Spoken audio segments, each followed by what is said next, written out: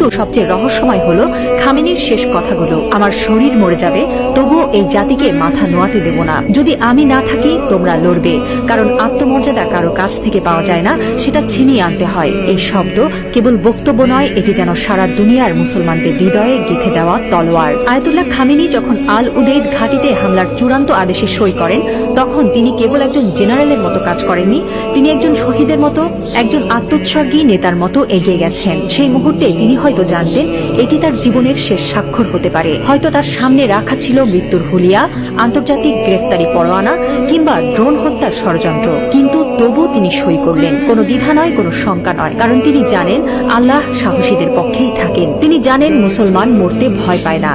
যারা আল্লাহর পক্ষে থাকেন তারা জানে মৃত্যু মানেই পরাজয় নয়, বরং আত্মত্যাগী বিজয়ের শুরু। এই একজন মানুষ এখন আর কেবল ইরানের নেতা নন, তিনি হয়ে উঠছেন সারা বিশ্বের মুসলিম উম্মার প্রতীক। একজন বিশ্বাসী, একজন অটল মুজাহিদ, একজন সাহসী পিতার মতো তিনি বলছেন, আমি থাকি বা না থাকি তোমরা লড়বে। হ্যাঁ মুসলিম উম্মাহ, তোমরা মাথা নিচু করো না। লা ইলাহা ইল্লাল্লাহ, আল্লাহ ছাড়া আর কোনো ইলাহ নেই।